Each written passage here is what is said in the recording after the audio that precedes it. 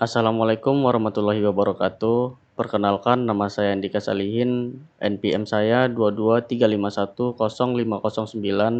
Saya dari kelas 5F. Baiklah, di sini saya akan menjelaskan apa yang saya ketahui berdasarkan dasar pemrograman mobile. Yang pertama ada REDS. REDS itu adalah pustaka atau library JavaScript sumber terbuka yang digunakan untuk membangun antarmuka pengguna, khususnya untuk aplikasi berbasis web. REDS dikembangkan oleh Facebook pertama kali dirilis pada tahun 2013. Tujuan utamanya adalah mempermudah mengembangkan antarmuka pengguna yang dinamis dan kompleks dengan cara memisahkan tampilan menjadi komponen-komponen kecil yang dapat digunakan kembali. Selanjutnya ada komponen REDS. Salah satu konsep fundamental yang membuat pengembangan aplikasi web menjadi modular dan dapat digunakan kembali. Setiap komponen berfungsi sebagai blok bangunan independen yang mengelola logika, tampilan, dan perilaku tertentu. Ada dua jenis utama komponen dalam REDS. Selanjutnya, fungsional komponen. Berfungsi JavaScript biasa yang menerima props seperti parameter dan mengembalikan elemen JSX untuk merender antarmuka. Mereka tidak memiliki state atau metode lifecycle sendiri, tetapi dengan pengenalan hooks di REDS, komponen fungsional secara bisa menggunakan state dan fitur lainnya yang dulu hanya bisa digunakan di kelas komponen. Selanjutnya ada kelas komponen. Komponen berbasis kelas diperkenalkan sebelum fungsional komponen, mendukung hooks. Mereka menggunakan sintaks kelas S6 dan memiliki fitur seperti state dan lifecycle metode bawaan. Umumnya, kelas komponen lebih kompleks dan digunakan saat membutuhkan state lokal atau metode siklus hidup REDS. Selanjutnya, props. Dalam REDS, props singkatan dari properties. Mekanisme untuk mengirimkan data dari suatu komponen ke komponen lainnya, biasanya dari komponen induk ke komponen anak.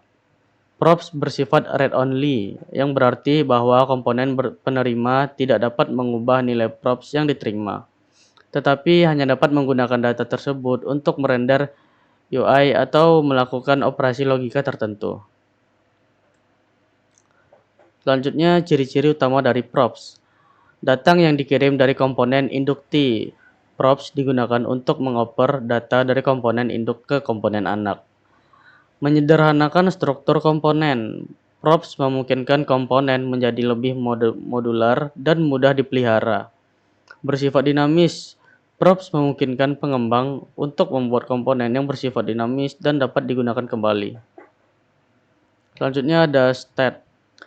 Dalam REDS, state adalah salah satu konsep inti yang digunakan untuk menyimpan data atau informasi dinamis dalam sebuah komponen. State memungkinkan komponen untuk mengingat nilai-nilai tertentu di sepanjang siklus hidupnya dan memperbarui tampilan ketika ada perubahan pada data.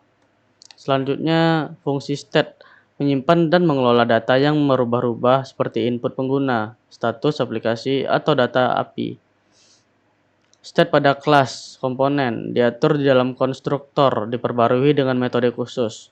State pada fungsional menggunakan hooks untuk menyimpan dan mengelola state. Pembaruan state tidak diubah langsung, harus menggunakan metode khusus untuk memperbaruinya. Selanjutnya Next.js, yaitu kerangka kerja atau framework. Berbagai REDS yang dibangun di atas pustaka REDS untuk mempermudah pengembangan aplikasi web.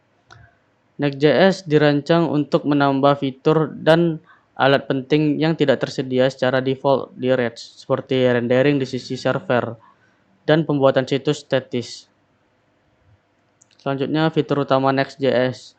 Server-side rendering. Halaman dirender di server, mempercepat waktu dan meningkatkan SEO. Static site generation. Halaman statis dihasilkan saat build, memberikan performa cepat dan SEO friendly. Routing otomatis. Rute dibuat otomatis berdasarkan struktur file di folder pax tanpa konfigurasi manual. API routes membuat API langsung dalam aplikasi tanpa server terpisah, cukup di folder pax atau API. Optimasi performa. Bundel kode otomatis, prefix, halaman, dan snippet kode untuk waktu mulai lebih cepat. Image optimization, komponen Next atau Image mengoptimalkan gambar secara otomatis. Hybrid rendering, gabungan antara SSG dan SSR dalam satu aplikasi fleksibel untuk kebutuhan konten. Dukungan TypeScript dan CSS modules. Penulisan kode lebih aman dengan TypeScript dan gaya modular dengan CSS modules. Baiklah, mungkin hanya segini yang dapat saya sampaikan. Jika ada kekurangan, mohon dimaafkan. Assalamualaikum warahmatullahi wabarakatuh.